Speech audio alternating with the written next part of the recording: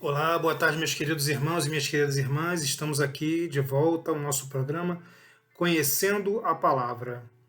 Vamos começar pedindo mais uma vez a intercessão de Nossa Senhora, a Mãe do Verbo Divino, que vem estar conosco nesses momentos dedicados a ouvirmos a Palavra de Deus.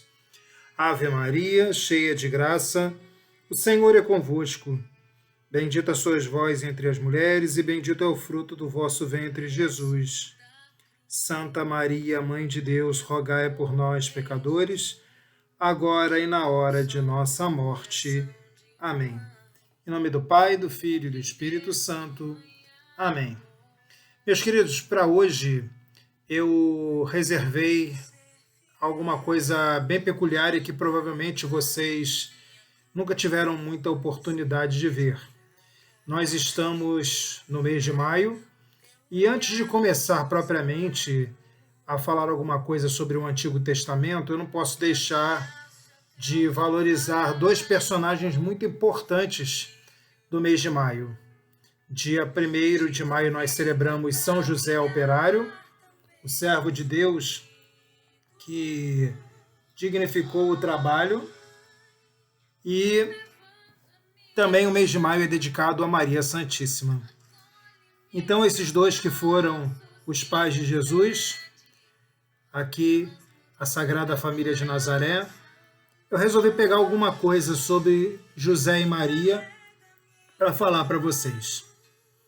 Aí vocês devem pensar assim, poxa, o diácono vai usar os evangelhos.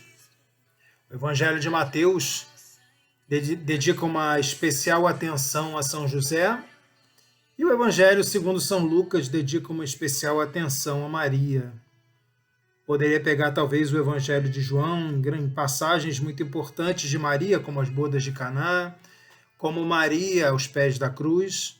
Poderia pegar os Atos dos Apóstolos, Maria reunida com os apóstolos no cenáculo. Mas eu vou pegar um material que vocês têm pouco contato. E vou pegar com muito cuidado. Por quê? Porque quando nós falamos nos livros apócrifos, e eu já falei deles para vocês, que são livros que nós não usamos nas nossas celebrações, nos nossos sacramentos, mas nós podemos ler esses livros em casa, particularmente. Não são livros proibidos pela Igreja. Então devemos lê-los com muita atenção e com muito cuidado. E como eu estou aqui para ajudar vocês nessa caminhada, eu acho que seria bom vocês ouvirem comigo, ok? Então, vamos ver aqui um pouquinho sobre eles. E eu começo falando de Maria Santíssima. Já disse a vocês que os evangelhos não revelam os nomes dos pais de Nossa Senhora. É através dos livros apócrifos que nós sabemos o nome desses dois personagens. Então vamos trabalhar hoje com um evangelho apócrifo chamado o Proto-Evangelho de Tiago, também conhecido como a Natividade de Maria. Esse livro ele fala sobre como teria sido o anúncio do nascimento de Maria e tudo que Maria fez na sua infância, quando ela conheceu José, e o anúncio do anjo também. É um novo texto que fala sobre o anúncio do anjo, além do que nós conhecemos do Evangelho segundo Lucas.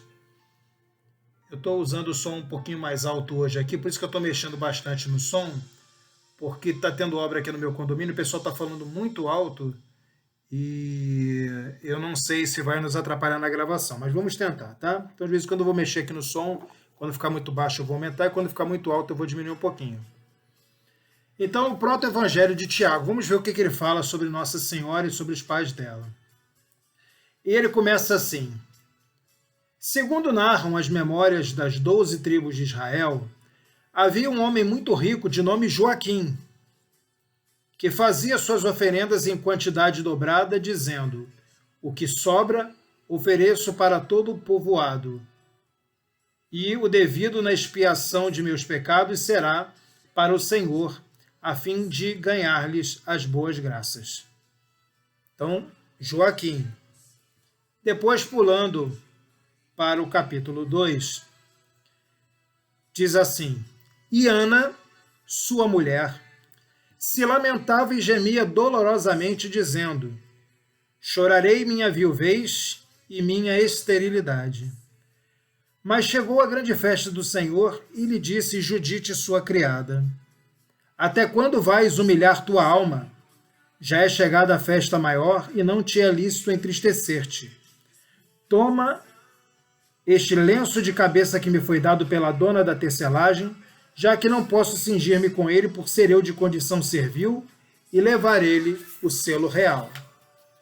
E disse Ana: Afaste de mim, pois que não fiz tal coisa, e além do mais o Senhor já me humilhou em demasia, para que eu o use, a não ser que algum malfeitor te haja dado e tenhas vindo para fazer-me a mim também cúmplice do pecado. Replicou Judite: Que motivo tenho eu para maldizer-te, se o Senhor já te amaldiçoou, não te dando fruto em Israel? Então, ser estéril era uma maldição, e eles consideravam como uma maldição dada a Deus, dada por Deus para a mulher. E Ana, ainda que profundamente triste, despiu suas vestes de luto, cingiu-se com o toucado, vestiu suas roupas de bodas e desceu, na hora nona, ao jardim para passear. Ali viu um loureiro, assentou-se à sua sombra e orou ao Senhor, dizendo. Então, a profundidade da oração de Ana. Ó Deus de nossos pais, ouve-me e bendize-me da maneira que bendisseste o ventre de Sara, dando-lhe como filho Isaque. Sara também era estéril e de idade muito avançada. E Deus revelou a ela e a Abraão que eles teriam um filho na velhice. E tendo elevado seus olhos aos céus, viu um ninho de passarinhos no loureiro e novamente lamentou-se, dizendo: Ai de mim, porque nasci e em que hora fui concebida? Vim ao mundo para ser como terra maldita entre os filhos de Israel. Estes me cumularam de injúrias e me escorraçaram do templo de Deus. Ai de mim, a quem me assemelho eu? Não as aves do céu, pois que elas são fecundas em tua presença, Senhor. Ai de mim, a quem me pareço eu?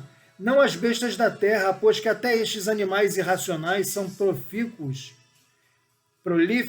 ante teus olhos, Senhor.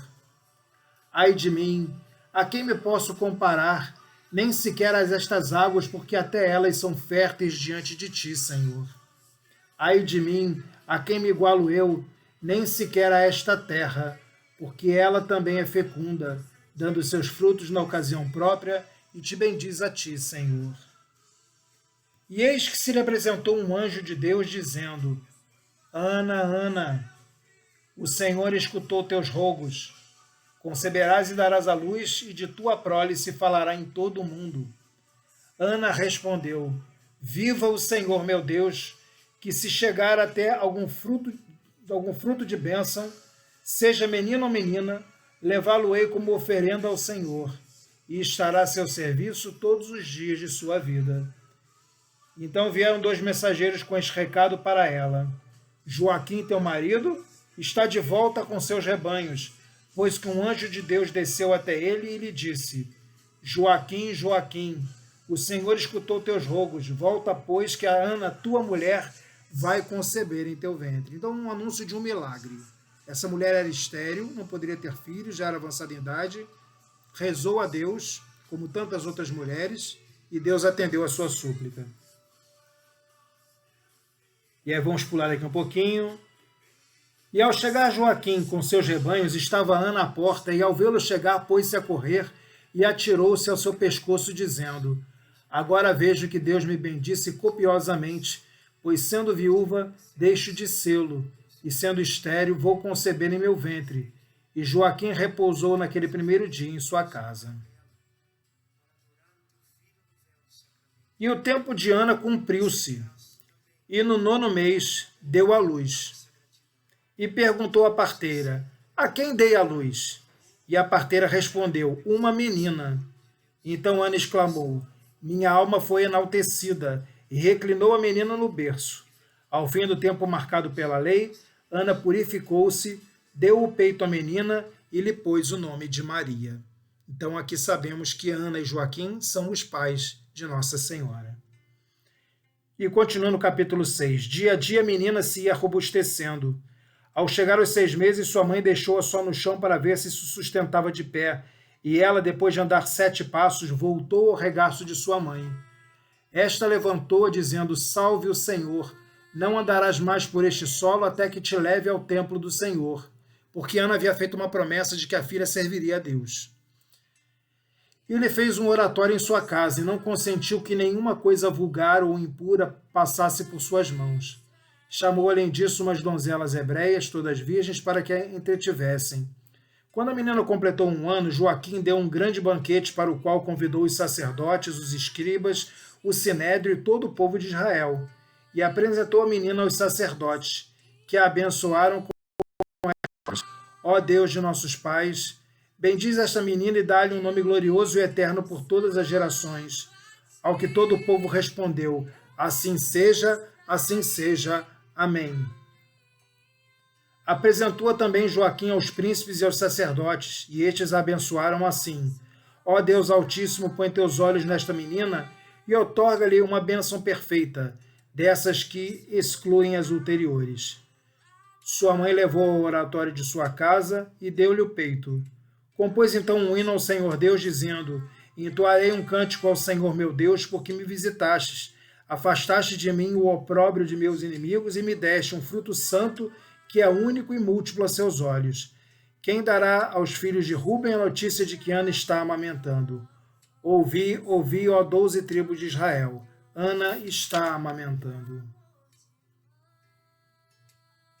Entretanto, os meses iam se passando para a menina, e ao fazer ela 2 anos, disse Joaquim a Ana: levemo-la ao templo do Senhor para cumprir a promessa que fizemos, para que o Senhor não a reclame e nossa oferenda se torne inaceitável a seus olhos. Ana respondeu: esperemos todavia até que complete 3 anos, para que a menina não tenha saudade de nós. E Joaquim respondeu: esperaremos. Ao chegar aos 3 anos, disse Joaquim: chama as donzelas hebreias que não têm mancha e que tomem 2 a 2 uma candeia acesa, para que a acompanhe, para que a menina não olhe para trás e seu coração seja cativado por alguma coisa fora do templo de Deus. E assim fizeram, enquanto iam subindo ao templo do Senhor.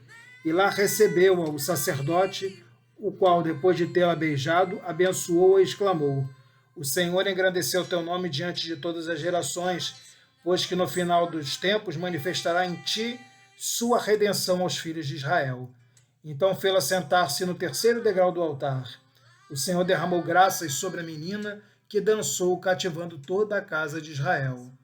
Saíram então seus pais cheios de admiração, louvando ao Senhor Deus, porque a menina não havia olhado para trás. E Maria permaneceu no templo como uma pombinha, recebendo alimento pelas mãos de um anjo. E aí a história continua, não vamos nos alongar muito, mas só para vocês verem como teria sido, segundo esse relato, que é um relato apócrifo, a infância, o nascimento, o anúncio do nascimento e a infância da Virgem Maria. Bom, vamos tratar também de São José. Com relação a São José, eu reservei um escrito apócrifo que é do século IV depois de Cristo e que foi escrito no Egito, ok? Então, um documento egípcio do século IV, chamado A História de José o Carpinteiro. Então, de acordo com essa história, José foi avançando em anos e foi revelado a ele que a morte se aproximava. Ele faz uma viagem a Jerusalém, onde vai fazer uma oração a Deus, como que uma oração de despedida, uma oração de lamento, porque para o homem judeu a partida era sem grandes esperanças. Não havia ainda a ressurreição de Jesus, então todos ficavam como que depositados na chamada mansão dos mortos, ou Sheol, ok? Um depósito de almas. Bons e maus, justos e injustos ficavam no mesmo lugar. Então, normalmente, o homem judeu daquela época, ele sofria muito quando estava perto da morte por causa dessa consciência. Eu vou selecionar, porque é um livro não muito pequeno, então as principais passagens. Eu queria dar um destaque especial para vocês na riqueza, na beleza dessa relação de Jesus com José, que o Evangelho não nos fala, mas aqui é maravilhoso. Essa é a vantagem dos escritos apócrifos, apesar de termos muitas coisas fantasiosas, mas também tem coisas muito lindas. Então, Jesus aqui relata para os apóstolos a história. José faz a oração, e aí no capítulo 17 Jesus fala: quando terminou de dizer essas palavras, entrei no local onde ele, José, se encontrava. E ao vê-lo agitado de corpo e de alma, disse-lhe: salve José, meu querido pai, ancião bom e abençoado. Ele respondeu, ainda tomado por um medo mortal: salve 1000 vezes, querido filho. Ao ouvir tua voz, minha alma recupera sua tranquilidade. Jesus, meu Senhor, Jesus, meu verdadeiro Rei, meu Salvador, bom e misericordioso. Jesus, meu libertador, Jesus, meu guia, Jesus, meu protetor, Jesus, em cuja bondade encontra-se tudo. Jesus, cujo nome é suave e forte na boca de todos. Jesus, olho que vê e ouvido que ouve verdadeiramente. Escuta-me hoje, teu servidor, quando elevo meus rogos e verto meus lamentos diante de ti. Em verdade, tu és Deus, tu és o Senhor, conforme me tem repetido muitas vezes o anjo, sobretudo naquele dia em que suspeitas humanas se aninharam em meu coração ao observar os sinais de gravidez da Virgem sem mácula, e eu havia decidido abandoná-la. Então, José abrindo o coração. Mas quando eu estava pensando nisto, um anjo apareceu-me em sonho e me disse: José, filho de Davi, não tenhas receio em receber Maria como esposa, pois o que há de dar à luz é fruto do Espírito Santo. Não guardes suspeita alguma a respeito de sua gravidez. Ela trará ao mundo um filho, e tu dar-lhe-ás o nome de Jesus. Tu és Jesus Cristo, o Salvador da minha alma, de meu corpo e de meu espírito. Não me condenes, teu servo e obra de tuas mãos.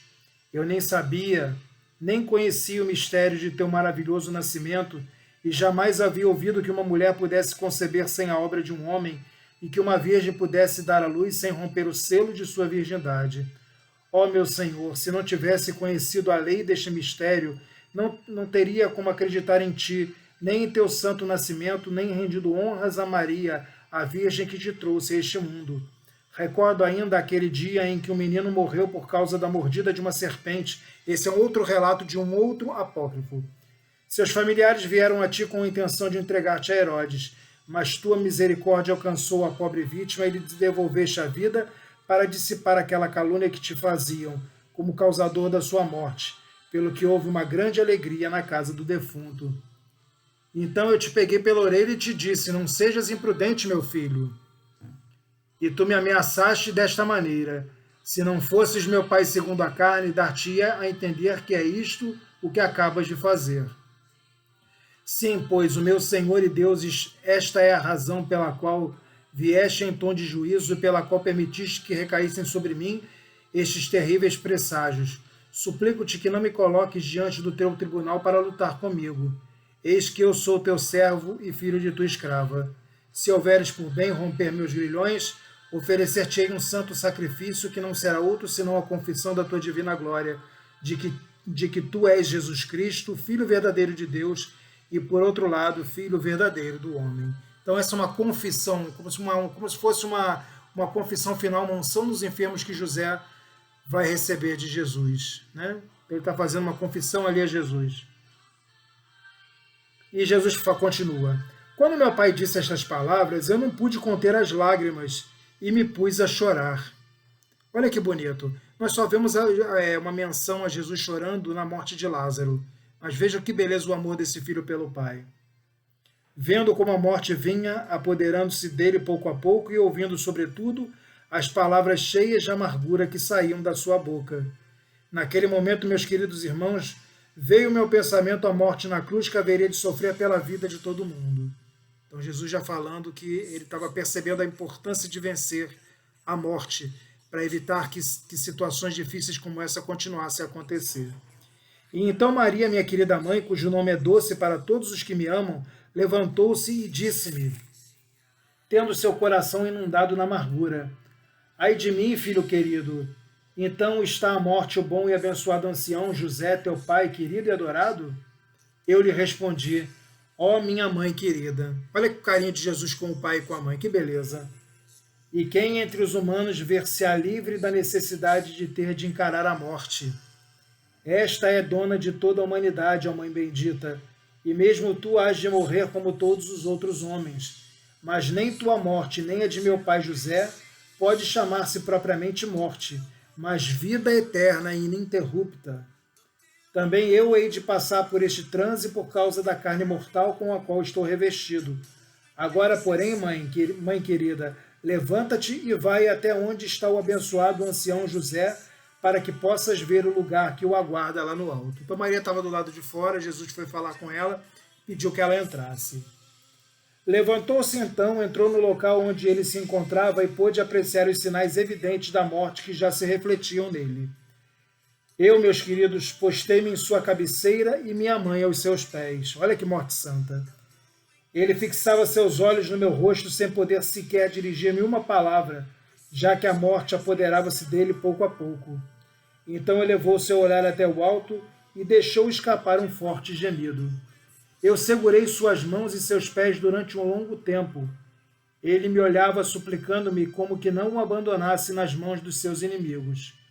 Eu coloquei minha mão sobre seu peito e notei que sua alma já havia subido até a sua garganta para deixar o corpo, ou seja, ele estava na iminência de morrer.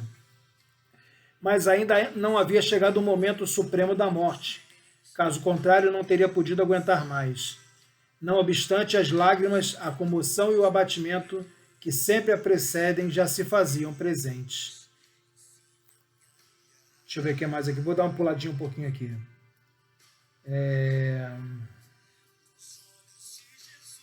Pus-me a olhar, Jesus falando, pus-me a olhar para o sul e vi a morte dirigir-se à nossa casa.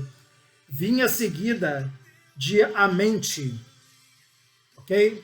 Amente era, para os egípcios, o templo que guardava as almas dos mortos. E do diabo, a quem acompanhava uma multidão de esbirros vestidos de fogo. Os esbirros são funcionários de um tribunal. Então, José iria passar por um tribunal. Como não havia ainda o acesso ao céu, porque Jesus não havia ressuscitado, então ele iria para o Sheol. E o Sheol ficava no subterrâneo, ficava na região inferior, daí a palavra inferno. Por isso nós associamos o diabo ao inferno. Ok? Mas não que José estivesse sendo mandado para o inferno. Ainda não havia essa divisão de céu, inferno e purgatório, porque Jesus não havia ressuscitado ainda. Cujas bocas vomitavam fumaça e enxofre. Ao levantar os olhos, meu pai deparou-se com aquele cortejo que o olhava com o rosto colérico e raivoso, do mesmo modo que costuma olhar todas as almas que saem do corpo, particularmente aquelas que são pecadoras e que considera como propriedade sua. Então o diabo já vinha com um olhar de fúria, querendo levar José. Diante da visão deste espetáculo, os olhos do bom velho anuviaram-se de lágrimas, de tristeza. Foi este momento em que meu pai exalou sua alma com um grande suspiro, enquanto procurava encontrar um lugar onde se esconder e salvar-se do demônio. Quando observei, olha só a força de Jesus, quando observei o suspiro de meu pai, provocado pela visão daquelas forças até então desconhecidas para ele, levantei-me rapidamente e expulsei o diabo e todo o seu cortejo. A força de Deus. E eles fugiram envergonhados e confusos.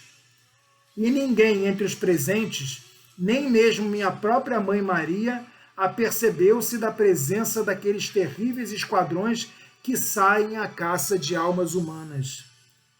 Quando a morte percebeu que eu havia expulsado e mandado embora as potestades infernais, para que não pudessem espalhar armadilhas, ela encheu-se de pavor. Até a morte tremeu diante de Jesus. Levantei-me apressadamente e dirigi esta oração a meu Pai, o Deus de toda misericórdia. Meu Pai misericordioso, Pai da verdade, olho que vê e ouvido que ouve, escuta-me, que eu sou teu filho querido. Peço-te por meu pai José, a obra de vossas mãos. Envia-me um grande coro de anjos, juntamente com Miguel, o administrador dos bens, e com Gabriel, o bom mensageiro da luz, para que acompanhem a alma de meu pai José, até que se tenha livrado do sétimo éon tenebroso, de forma que não se veja forçado a empreender esses caminhos infernais terríveis para o viajante, por estarem infestados de gênios malignos e saqueadores, e por ter de atravessar esse lugar espantoso por onde corre um rio de fogo igual às ondas do mar. Olha que visão terrível.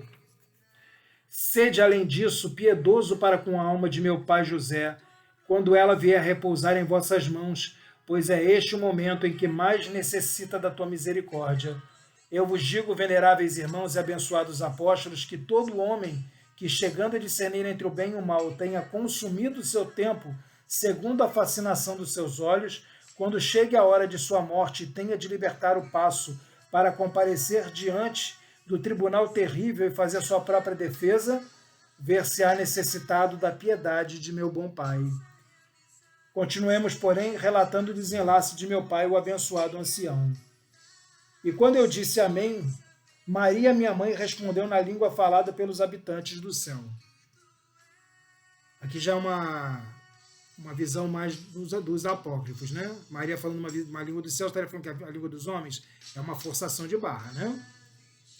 E no mesmo instante, Miguel, Gabriel e os anjos em coro, vindos do céu, voaram sobre o corpo de meu pai José. Em seguida, intensificaram-se os lamentos próprios da morte e soube então que havia chegado o momento desolador. Agora era a hora definitiva da partida. Sofria meu pai dores parecidas como as de uma mulher no parto, enquanto que a febre o castigava da mesma maneira que um forte furacão ou um imenso fogo devasta um espesso bosque. A morte, cheia de medo, não ousava lançar-se sobre o corpo de meu pai para separá-lo da alma, pois seu olhar havia dado comigo, que estava sentado à sua cabeceira com as mãos sobre suas têmporas. Então a morte viu que ela não estava brincando com qualquer um. Ela viu que Jesus estava ali e ele era Deus. Então ela ficou até com receio e a morte até sai do quarto com medo de Jesus. E quando me apercebi de que a morte tinha medo de entrar por minha causa, levantei-me, dirigi meus passos até o lado de fora da porta e encontrei-a só e amedrontada, em atitude de espera, a morte esperando para ver o que Jesus ia fazer. Eu disse a ela: tu que vens do meio-dia, entra rapidamente e cumpre o que ordenou-te meu pai. Porém, guarda José, olha que lindo isso aqui. Porém, guarda José como a menina dos teus olhos. Se você tem que levar, leva, mas leva com todo carinho. Posto que é meu pai segundo a carne e compartilhou a dor comigo durante os anos da minha infância, quando teve de fugir de um lado para o outro por causa das maquinações de Herodes, e ensinou-me como costumam fazer os pais para o proveito dos seus filhos. Então Jesus reconheceu tudo o que José fez em vida por ele. Então Abadão, que é o outro nome da morte, entrou, tomou a alma de meu pai José e separou-a do corpo no mesmo instante em que o sol fazia sua aparição no horizonte. Então já estava amanhecendo o dia. No dia 26 do mês de Epepe, em paz. Epepe é o mês de julho para os egípcios. Então José teria morrido, segundo esse relato, que não é um relato bíblico, no dia 26 de julho. A vida de meu pai compreendeu 111 anos. Aí 111 é naquela visão bíblica, né? Não é ao pé da letra. Miguel e Gabriel pegaram cada qual em um extremo de um pano de seda e nele depositaram a alma de meu pai querido, José, depois de tê-la beijado reverentemente. Então eles acreditavam que os anjos levavam as almas enrolada num lenço, né, num lençol. E eles foram reverentes com José, reconhecendo ali quem cumpriu verdadeiramente a vontade do Pai. Enquanto isso, nenhum dos que rodeavam José havia percebido a sua morte, nem sequer minha mãe Maria. Eu confiei a alma do meu querido pai José a Miguel e Gabriel para que aguardassem contra os raptores que saqueiam pelo caminho e encarreguei os espíritos incorpóreos, os anjos, de continuarem cantando canções até que finalmente depositaram-no junto ao meu pai no céu. Ok? Aqui também numa visão apócrifa. Então inclinei-me sobre o corpo inerte de meu pai, fechei seus olhos, fechei sua boca e levantei-me para contemplá-lo. Depois disse à Virgem, a Maria, minha mãe, onde estão os objetos de artesanato feitos por ele desde sua infância até hoje? Neste momento, todos eles passaram como se não tivesse sequer vindo a este mundo. Bom, aí vamos dar um pulinho aqui para o final, para encerrarmos o nosso encontro de hoje. Levaram José, então, para ser sepultado, né? E Jesus diz aqui no capítulo 26, pus então minhas mãos sobre seu corpo e disse, não serás vítima da fetidez da morte, que teus ouvidos não sofram corrupção, que não emane podridão de teu corpo, que não se perca na terra a tua mortalha, nem a tua carne, mas que fiquem intactas, aderidas ao teu corpo, até o dia do convite dos 2000 anos. Então aqui seria a ressurreição dos mortos. Que, olha que lindo, que carinho. Que não envelheçam, querido Pai, esses cabelos que tantas vezes acariciei com minhas mãos. E que a boa sorte esteja contigo. Aquele que se preocupar em levar uma oferenda ao teu santuário no dia de tua comemoração, eu o abençoarei com afluxo de dons celestiais. Então, as promessas daqueles que pedem a intercessão de São José. Assim mesmo, a todo aquele que der pão a um pobre em teu nome, não permitirei que se veja agoniado pela necessidade de quaisquer bens deste mundo durante todos os dias de sua vida. Conceder-te-ei que possas convidar ao banquete dos 1000 anos a todos aqueles que no dia de tua comemoração ponham um copo de vinho na mão de um forasteiro, de uma viúva ou de um órfão. Então aqueles que praticam caridade, em nome de José, também serão abençoados. Porque José poderá convidar a essas pessoas, quando mortas, para estar no banquete na casa do Pai.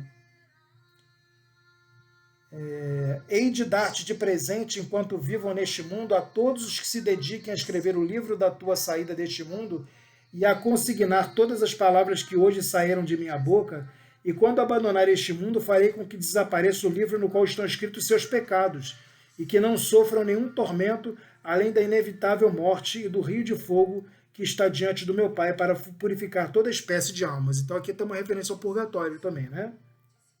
E se acontecer que um pobre, não podendo fazer nada do que foi dito, não tiver dinheiro para poder praticar essa caridade, ponha o nome de José em um de seus filhos em tua honra, e eu farei com que naquela casa não entre a fome nem a peste, pois o teu nome habita ali de verdade.